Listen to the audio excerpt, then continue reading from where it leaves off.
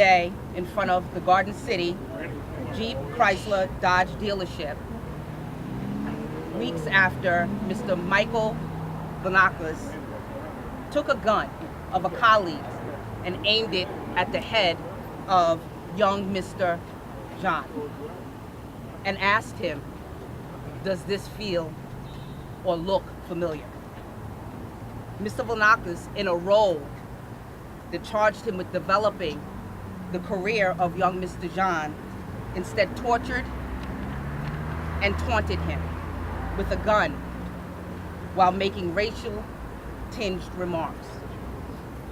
Despite a time such as this, when we as a country are growing increasingly more security conscious, I suspect that young Mr. John could not have imagined that he would have such a violent act committed against him in his place of work, let alone by his manager.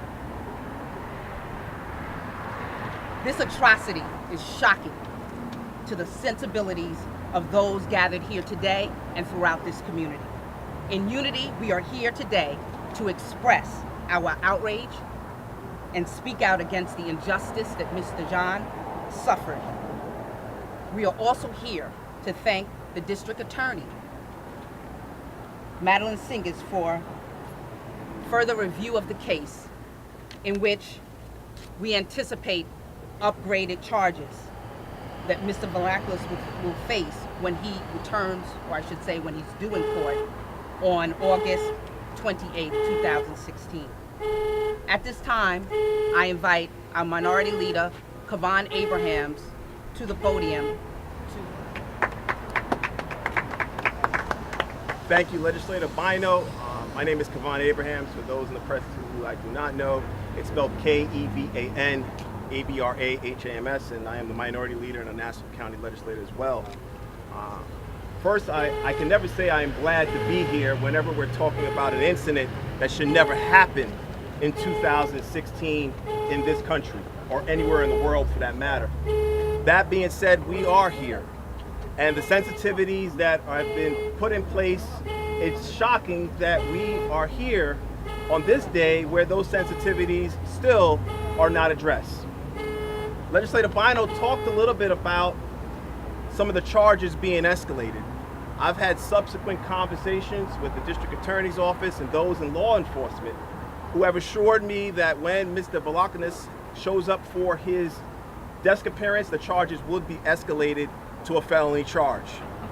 That to me is the minimum, but I am glad to see that the District Attorney got it right, and I'm glad to see that she examined and looked at the case.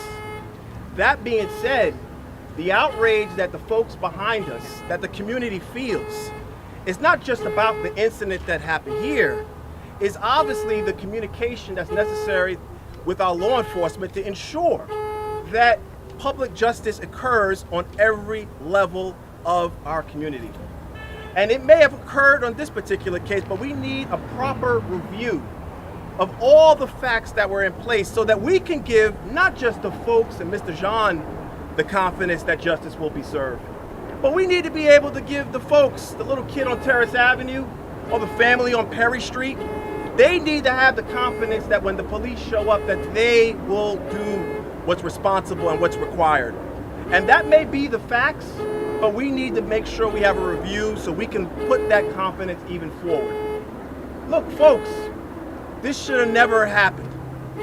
And to me, it's unconscionable that we have a sales manager that's in charge, like Legislator Bynoe said, in charge of making sure he develops young people and people that work under him, in charge, pull out a weapon in a place of business on a young man that was no threat and posed no crime to this establishment or to this community.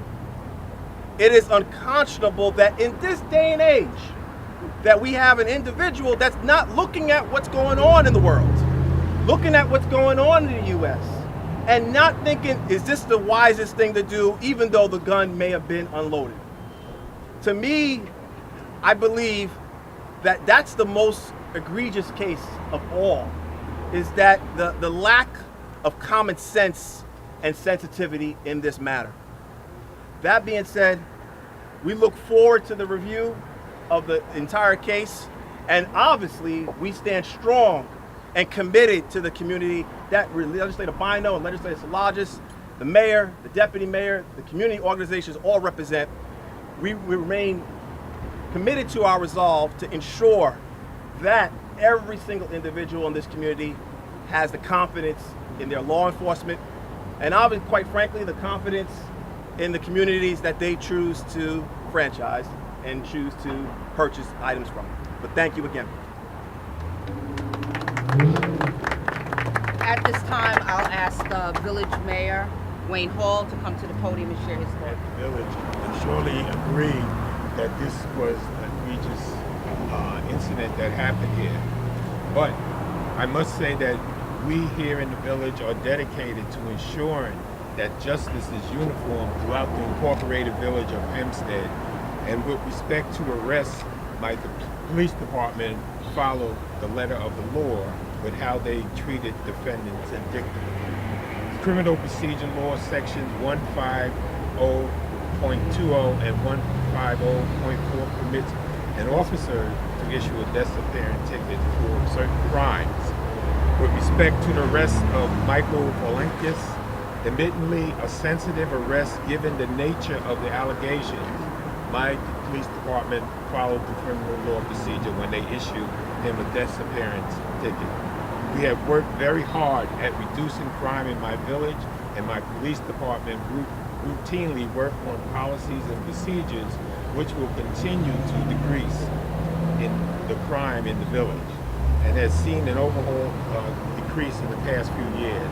However, all of our policies and procedures must and do comply with the law to ensure that justice is constitutionally administered.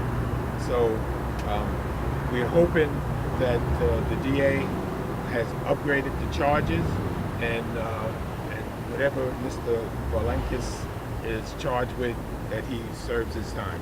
Thank you. Thank you, man. Trustee Waylon Hobbs, please.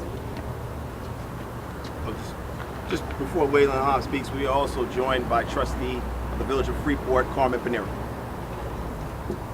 Good afternoon. As the mayor stated earlier, our police department followed the criminal procedure law to the letter of the law. As a trustee that sits over the police department, we are always making sure that our police department act in compliance with the law, and we are always working to update our policies and procedures to make sure that the residents of the Village of Hempstead are served the right way. And so again, thank you.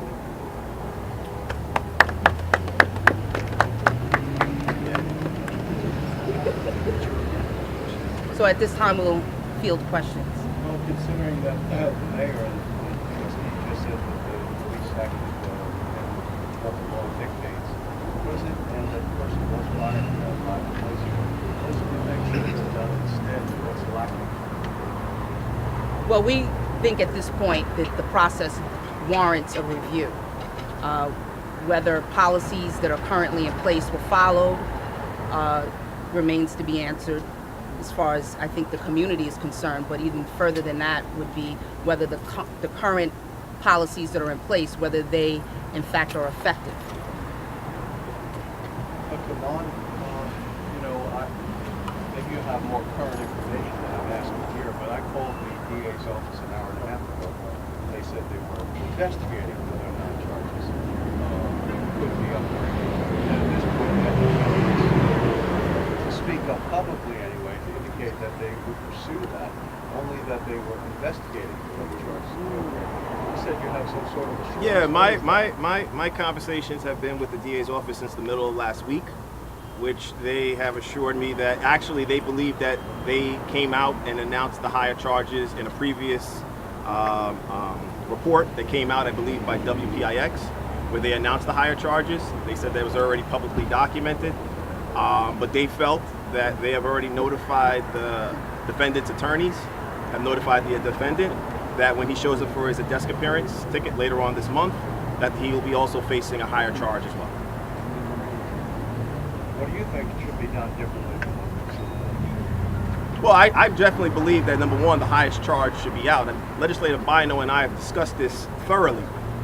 To have a desk appearance ticket is no different than someone drinking a beer in public, or someone, as gross as it may sound, publicly urinating. To me, it doesn't sound like it passes the smell test to most folks here in Nassau County. I think most folks in Nassau County would expect, if somebody pulls out a weapon on me or anybody, they would expect that that person would at least be facing some type of level of felony in regards to any of the charges being menacing or reckless endangerment. I mean, look, the folks that were here, unless it was a prank, they didn't realize that that gun was unloaded. To me, there's a reckless. What if somebody ran out in the street running for their life, got hit by a car because they're running away from a mad salesman that chooses to pull a gun out at a place of business? Then you're talking about a murder charge. So from that standpoint, it can be escalated very easily. And I think what the most important thing is that the district attorney, from what I understand in my discussions with her, appears and is ready to escalate the charge. We won't know that until the August 28th date, but more importantly, if there's an investigation that needs to go through a process, we support that investigation. It's necessary for it to go forward. Do you feel there was any double standard here, that there was any racial aspect to how this all played out? Between who, I'm sorry? The way this person was treated overall by being dismissed and what he was charged with? Well, I'm sure that there has to be some level of history based off of the documentation and some of the things that I've seen in regards to what the young man has said that he's experienced here. I find it quite interesting that a gun was pointed, could have been pointed at anybody, and he chose to pick it at Mr. John. So from that standpoint, it definitely appears that there could be a racial overtone. I mean, from that also, it could be also very possible and very likely that you could charge this as a biased crime. But I think the district attorney is right in the sense that she has to do her due diligence. She has to go through the process. There could be even more charges than what has been presented to me last week. Do you think it should be a hate crime? Yes. Based on what I'm seeing, based on what I'm hearing, based on the testimony I've heard from Mr. John, yes, I do believe it could be escalated to a hate crime as well. But I am not in law enforcement. Law enforcement is the only ones that have presented those facts. Detectives have presented those facts. The district attorneys presented those facts. We are not presented those facts.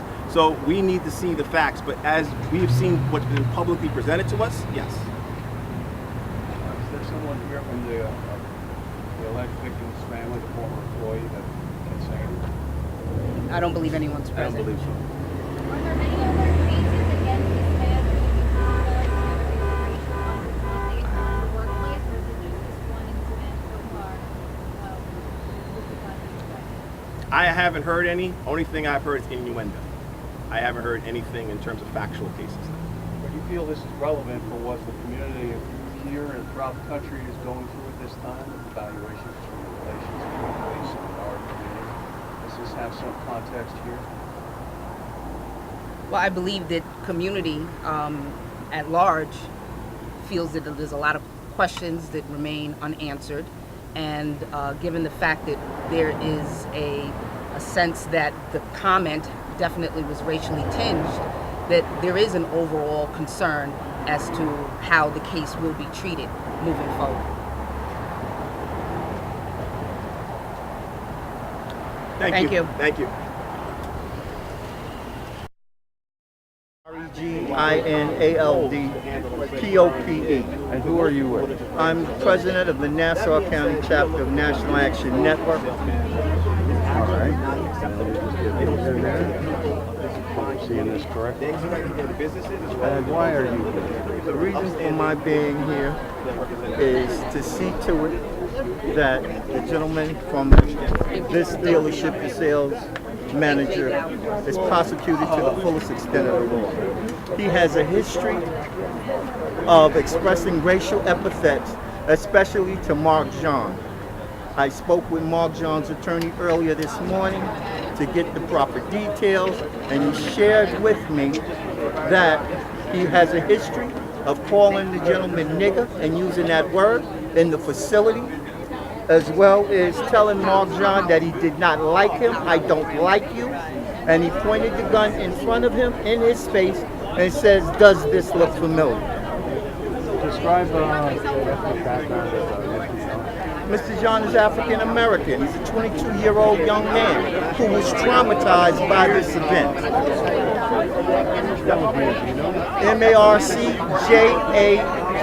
Jean. Is he Haitian at all? I have no idea about his cultural background. Where is he from? He's from Lakeview, New York. Right. Went to So, school do at we know in the anything Malvern about School what District. maybe 100% honest, I think that it's appalling that it took the community this long to have a revolt as to the news of what happened to that young man that happened at this car dealership. You picked up the guy, you arrested him, didn't charge him with a hate crime, didn't charge him with menacing, didn't charge him. Got charged with possession of a weapon, but then get brought before a judge. And had that been a black guy pointing a gun at another black person or a white person, he would have seen the judge and he'd been faced with more charges. I appreciate the press conference, but you know what? It's sad that our county legislators had to come into the village where we have elected officials to kind of take charge of an incident like this. And I think it's appalling that we have people in place that don't do their job. Well, I just want to say in regards to this incident, I'm personally a little bit shocked about it because we did do some work. We helped to put this building together. We had some people working here. My hope is that the owner of this business is not a participation in this horrendous incident. Other than that, I still appreciate the help that we had in terms of putting people to work, helping to put the building together, but I hope this is not a part of the mentality of the owner of this facility.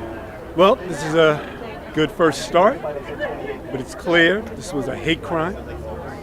This man was targeted because he was black, and this needs to stop. We need to throw the book at this individual, because if anybody else would have been able to pull a gun out on anyone on the streets, and especially if I was going to pull a gun out on anyone, they should throw the book at me. This is nothing funny. This is not a joke. This is serious. I don't care if there weren't any bullets in the gun. I don't care. You pulled out a firearm on a citizen for no reason at all. So we're going to step this up, because we're not going to let this stand by and not do anything. This has to stop. We're here addressing what I call hate crime that was committed against a resident of the village of Hempstead.